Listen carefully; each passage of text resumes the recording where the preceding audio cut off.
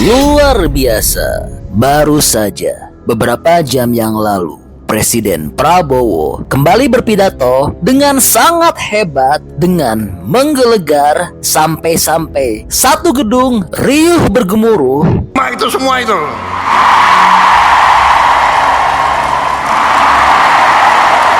Satu gedung terpukau sampai berdiri.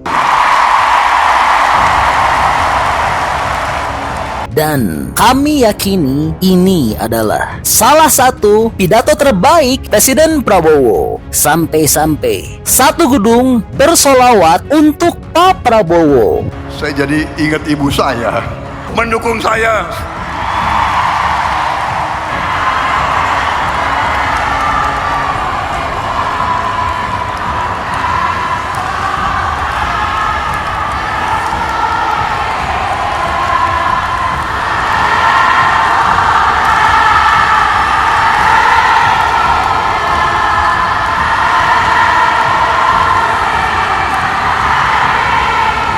Presiden Prabowo dengan lantang berbicara rela mati demi rakyat. Saya katakan, saya siap mati untuk bangsa dan rakyat Indonesia.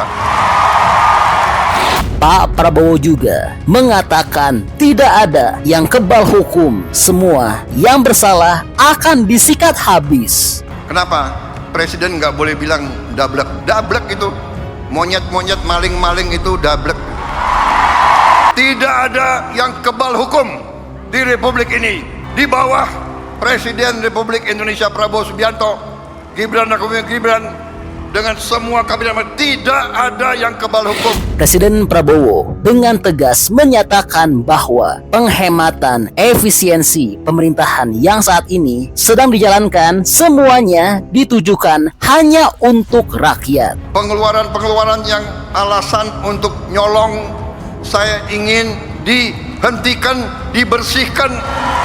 Saya mau menghemat uang itu untuk rakyat, untuk memberi makan untuk anak-anak rakyat. Percayalah, kami tidak akan ragu-ragu membela kepentingan rakyat Indonesia. Kami tidak ragu-ragu. Dalam pidato ini juga, Pak Prabowo berulang kali menyebut nama Pak Jokowi. Pak Jokowi. Benar, saya belajar dari Pak Jokowi. Ada yang sekarang mau misah-misahkan saya sama Pak Jokowi.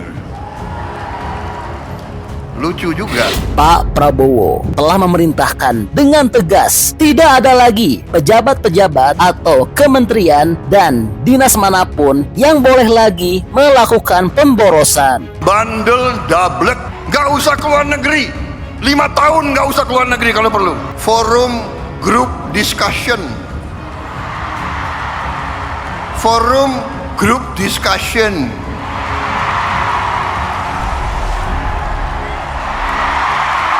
Mau diskusi apa lagi? Itu tuh, ngentaskan kemiskinan absolut. Bantu rakyat yang lapar cari makan. Sekolah yang rusak perbaiki. Jalan yang rusak perbaiki. Presiden Prabowo juga dengan lantang berbicara akan babat habis koruptor dan Pak Prabowo tidak takut apapun. Hai koruptor-koruptor yang kau curi ya mau kembaliin untuk rakyat. Apa boleh buat? Ya terpaksa lah. Jaksa Agung, Kapolri, BPKP, KPK. Silakan. Wah, luar biasa ya. Dan masih ada banyak hal penting lainnya yang disampaikan dalam pidato terbaru Pak Prabowo ini. Baik, mari kita saksikan sama-sama poin-poin penting, poin krusial, dan kesimpulan-kesimpulan dari pidato hebat Pak Prabowo. Bismillahirrahmanirrahim. Assalamualaikum warahmatullahi wabarakatuh.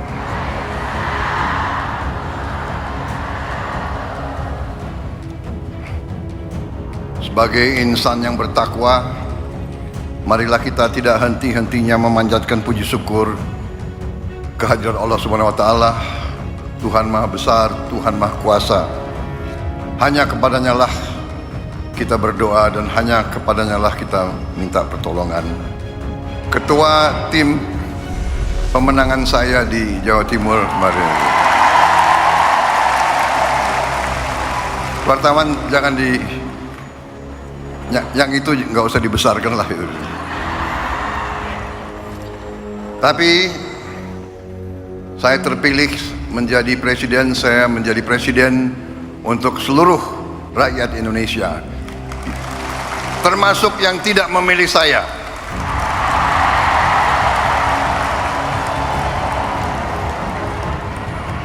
Dan saya percaya Ibu Khofifah akan menjadi gubernur Jawa Timur untuk seluruh rakyat Jawa Timur, termasuk yang tidak memilih beliau.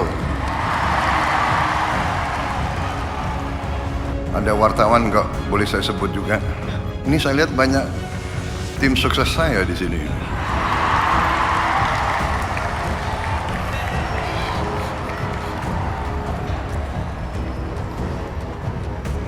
Bukan salah saya, tapi salah staf. Saya sebetulnya dalam perjalanan hidup saya sudah sering memberi taklimat, memberi ceramah, tapi saya terus terang aja agak grogi hari ini. Agak grogi. Ibu emak-emaknya banyak sekali.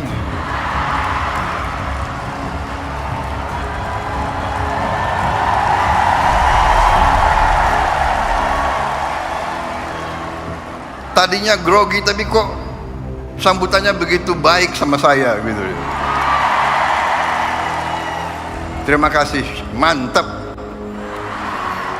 Kalau begini saya merasa percaya diri.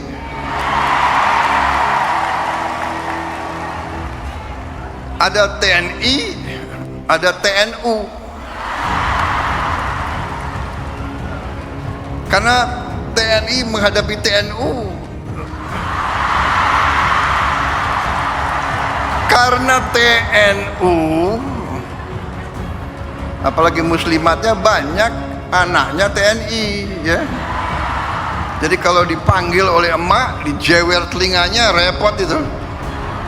Terima kasih muslimat NU, terima kasih. Saya sebenarnya tidak terlalu dekat dengan Ibu Khofifah. Saya baru jumpa ya, baru menjelang mau pilpres. Benar Bu Khofifah? Yang suruh saya menghadap Ibu Khofifah itu Pak Jokowi. Benar?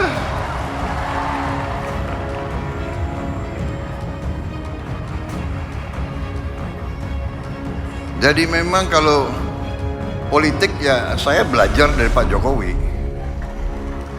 Nggak usah malu-malu lah, ya kan? Kadang-kadang orang sudah nggak berkuasa, mau dikuyu-kuyu, mau dijelek-jelekin. Jangan. Kita hormati semua. Hormati semua. Ada yang sekarang mau misah-misahkan saya sama Pak Jokowi. Lucu juga. Untuk bahan ketawa boleh. Jangan. Kita jangan ikut pecah belah itu adalah kegiatan mereka-mereka yang tidak suka sama Indonesia. Dari ratusan tahun Diveda et Impera itu adalah taktik strategi untuk memecah belah umat dan bangsa Indonesia. Gak usah dihiraukan. Tapi benar Bu, saya datang, kemudian setelah saya ketemu hanya beberapa saat, saya ambil kesimpulan. Ibu Khofifah ini waktu itu dalam hati saya adalah seorang tokoh yang luar biasa untuk bangsa Indonesia.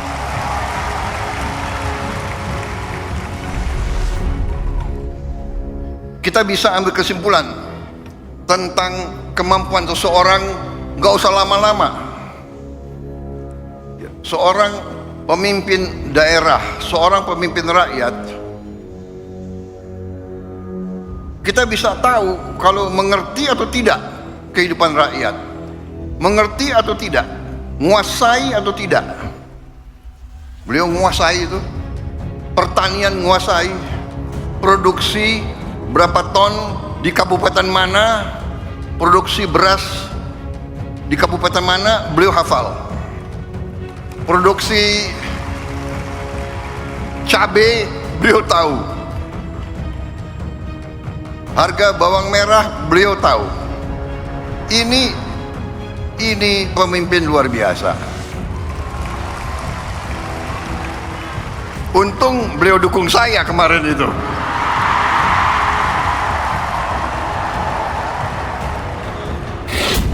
Saudara-saudara, banyak wartawan, saya nggak boleh cawe-cawe. Boleh nggak?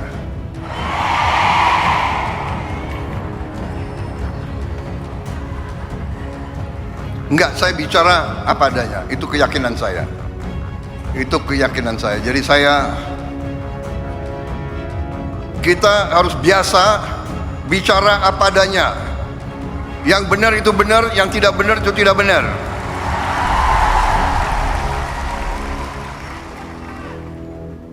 Matahari terbit dari timur, turun di barat. Kita harus bicara apa adanya. Jangan coba-coba merubah-rubah. Kalau saya, jadi saya sebetulnya tidak mau panjang lebar karena saya memang grogi, ya kan?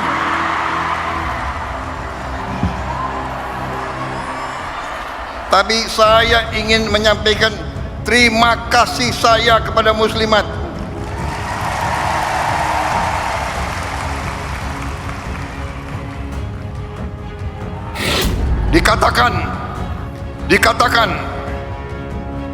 Dikatakan bahwa kekuatan suatu bangsa, kehebatan suatu bangsa dibayar oleh darah putra-putra bangsa itu dan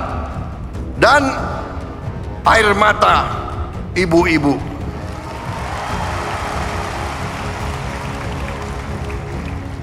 Sangat benar yang disampaikan Rois Am.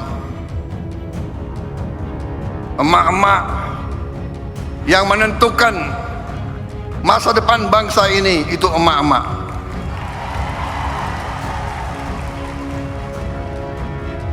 Mengandung 9 bulan, begitu lahir diurus, lahirnya pun mempertaruhkan nyawa, membesarkan bukan 9 bulan, bukan bertahun-tahun membesarkan anak itu sampai bisa jalan, sampai berangkat ke sekolah,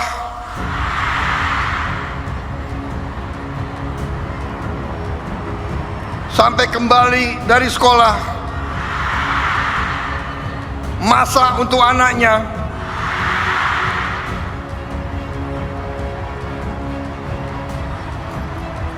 Saya jadi ingat ibu saya.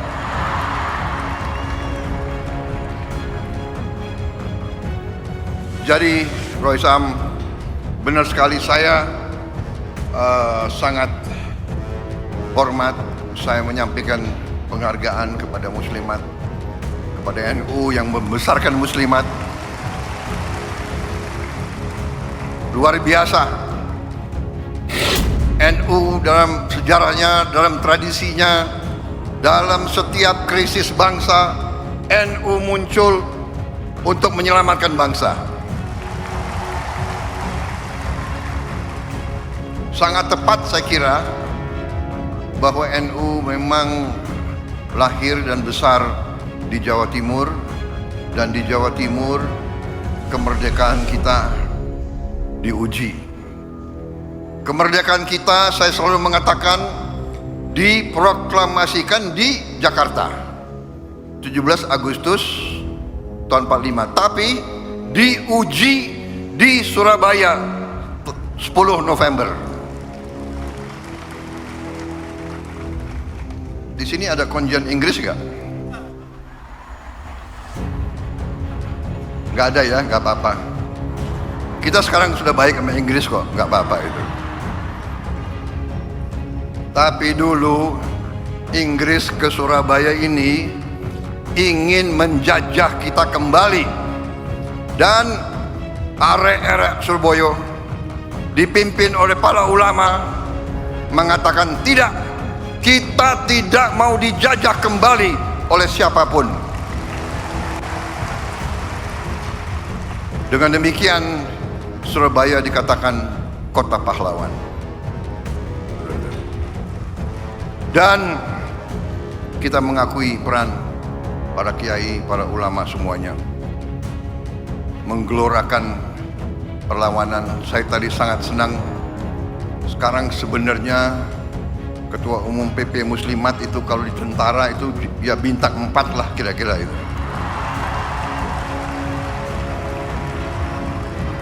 Anggotanya sekian puluh juta. Panglima TNI anggotamu kalah sama TNU.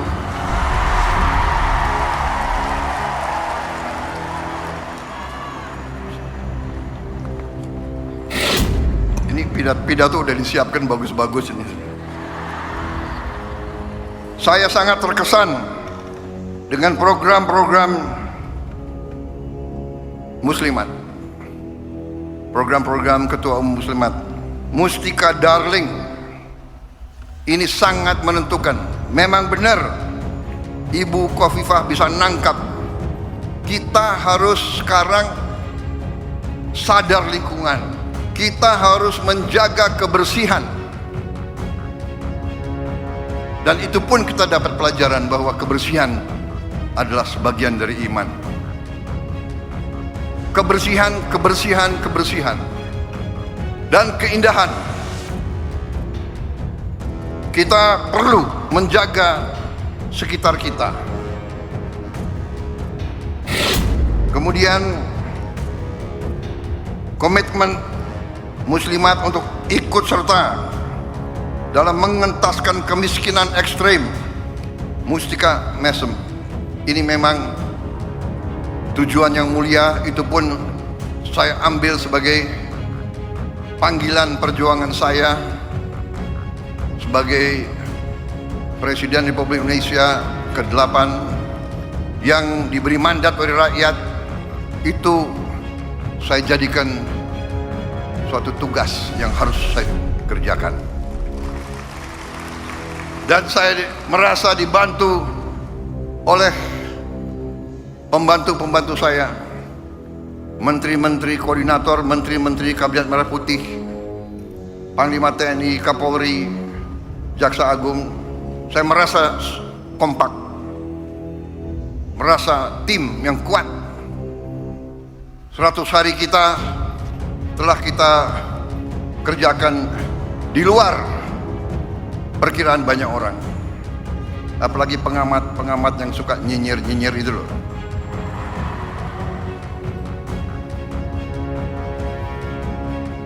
Saudara-saudara, saya semakin percaya, semakin yakin dengan itikat baik, dengan niat yang tulus, insya Allah Yang Maha Kuasa akan turun dan membantu kita.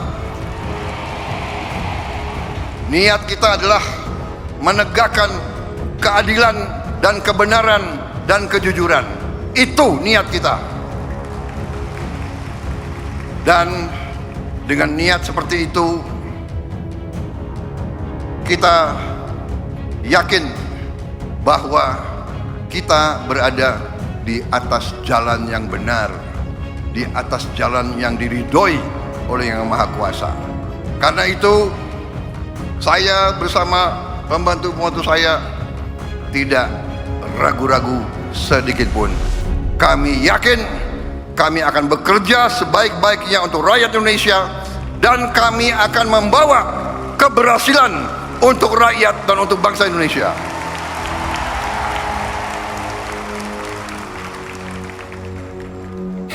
Memang ada yang mengatakan 100 hari.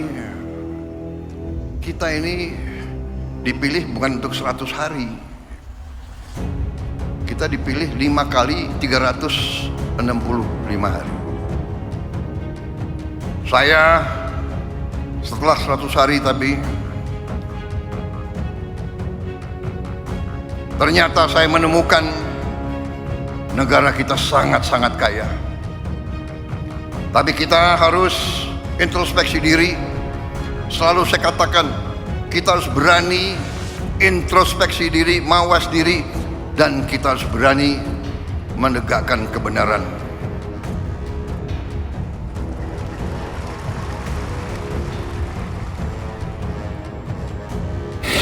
Saya selalu mengajak kebaikan. Saya selalu mendekati dengan cara yang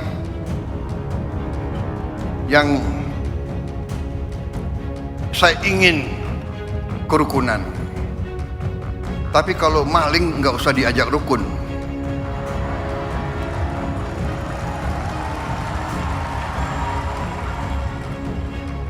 Saya ingin mengajak kebaikan. Saya mau mendekati dengan baik. Ya, saya katakan sudah 100 hari. Mbok sadar, mbok bersihkan diri. Iya kan? Hai koruptor-koruptor yang kau curi ya mbok kembaliin. Untuk rakyat.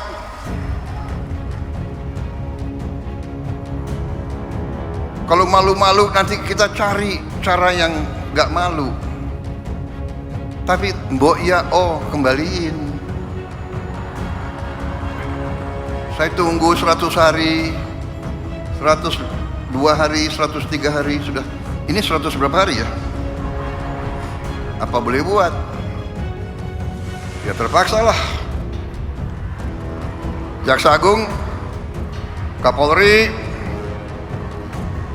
BPKP, KPK,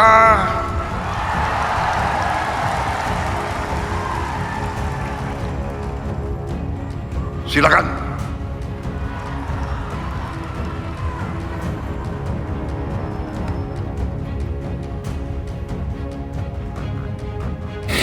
Saudara-saudara, benar-benar saya nangkep di mana-mana rakyat kita sudah tidak mau lagi membiarkan kekayaan rakyat diambil terus.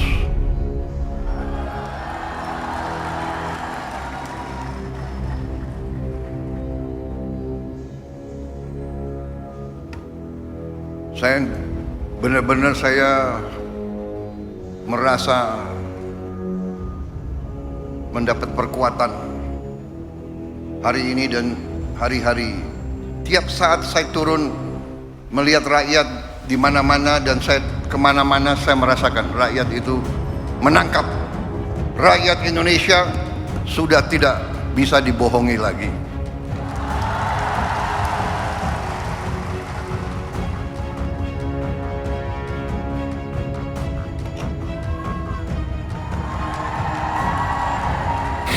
Saya melakukan penghematan. Saya ingin pengeluaran-pengeluaran yang tidak perlu, pengeluaran-pengeluaran yang mubazir, pengeluaran-pengeluaran yang alasan untuk nyolong, saya ingin dihentikan, dibersihkan.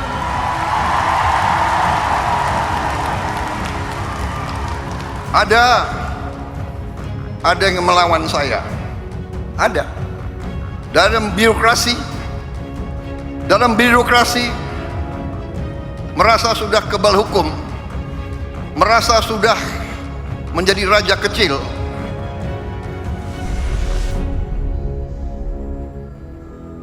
Ada. Saya mau menghemat uang itu untuk rakyat, untuk memberi makan untuk anak-anak rakyat. Saya ingin memperbaiki semua sekolah Indonesia.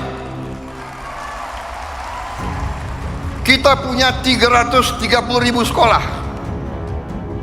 Ibu-ibu yang guru, angkat tangan. Ibu-ibu, benar nggak? Lihat sekolah-sekolah, perlu diperbaiki atau tidak? Saya berapa hari ini lihat sekolah-sekolah.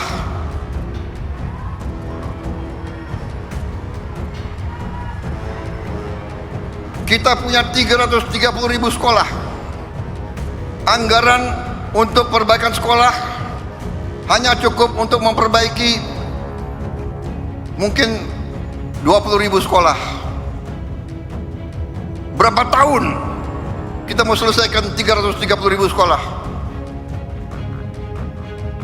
Karena itu perjalanan dinas perjalanan ke luar negeri dikurangi.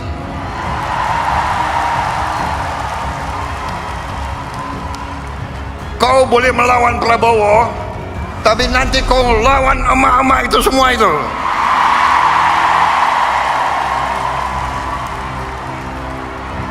Bandel dablek. Gak usah keluar negeri, 5 tahun gak usah keluar negeri kalau perlu. Yang perlu keluar negeri yang tugas keluar negeri, tugas belajar boleh, tugas untuk atas nama negara boleh. Jangan tugas yang dicari-cari untuk jalan-jalan. Kalau mau jalan-jalan pakai uang sendiri.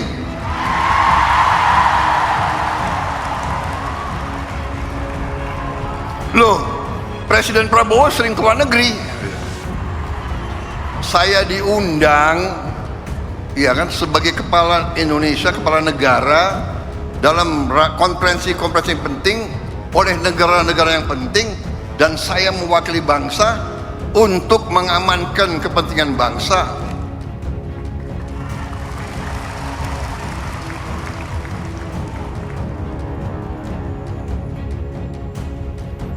Cukup seminar, cukup kajian-kajian, cukup apa itu FGD, apa itu?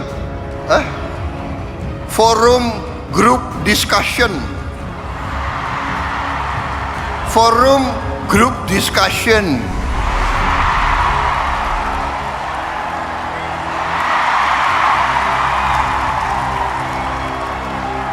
Mau diskusi apa lagi? Itu tuh, ngentaskan kemiskinan absolut. Bantu rakyat yang lapar cari makan, sekolah yang rusak perbaiki, jalan yang rusak perbaiki.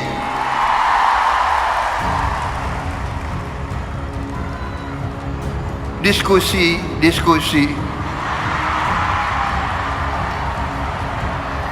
Studi banding.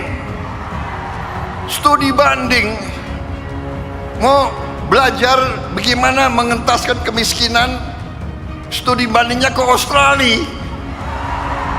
Australia salah satu 10 negara terkaya di dunia. Kok belajar ke Australia? Studi banding, belajar pramuka. Ada apa belajar pramuka?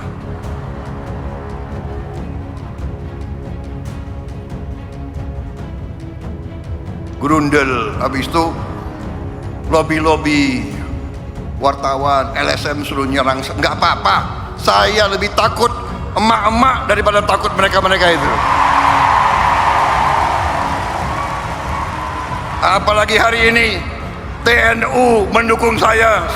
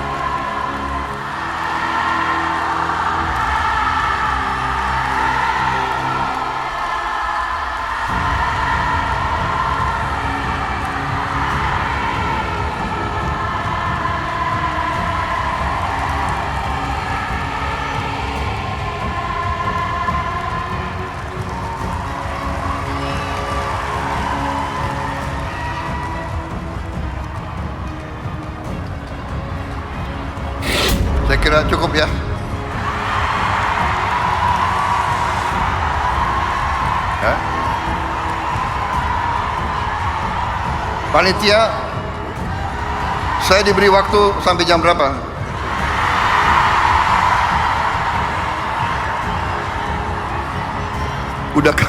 Udah kehabisan bahan. Apalagi wartawan banyak. Kenapa? Presiden nggak boleh bilang dablek. Dablek itu monyet-monyet, maling-maling itu dablek.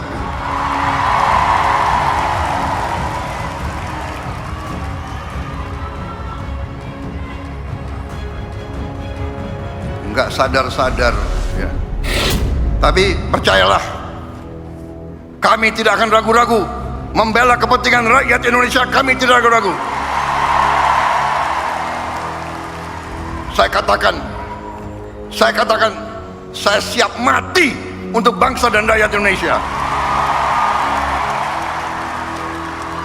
Tidak ada yang kebal hukum di Republik ini. Di bawah Presiden Republik Indonesia Prabowo Subianto, Gibran Rakabuming Gibran, dengan semua kabinet, tidak ada yang kebal hukum. Wassalamualaikum warahmatullahi wabarakatuh. Dirgahayu Muslimat, pilihlah ketua umum yang terbaik. Jelas? Harapan saya, boleh kan? Tidak cawe-cawe kan? Terima kasih. Selamat berjuang Muslimat. Selamat berjuang TNU. Wah, luar biasa ya. Ya, jadi ini kabar terbaru untuk tanah air. Nah, kalau menurut teman-teman kira-kira bagaimana pendapatnya setelah mendengar pidato hebat Pak Prabowo ini? Teman-teman seneng nggak? Atau jangan-jangan punya pendapat lain? Bantu dong berikan pendapat beserta alasannya di kolom komentar ya. Karena tentunya pendapat hebat dari teman-teman berpotensi besar untuk tersampaikan ke pemerintah. Oke, jadi itu adalah info update untuk Presiden Prabowo. Saya katakan, saya siap mati untuk bangsa dan rakyat Indonesia. Oke, masih banyak menonton, jangan lupa untuk bantu di like dan di share video ini. Jangan lupa juga bantu untuk subscribe ya. Oke, stay tune at my channel. See you next video.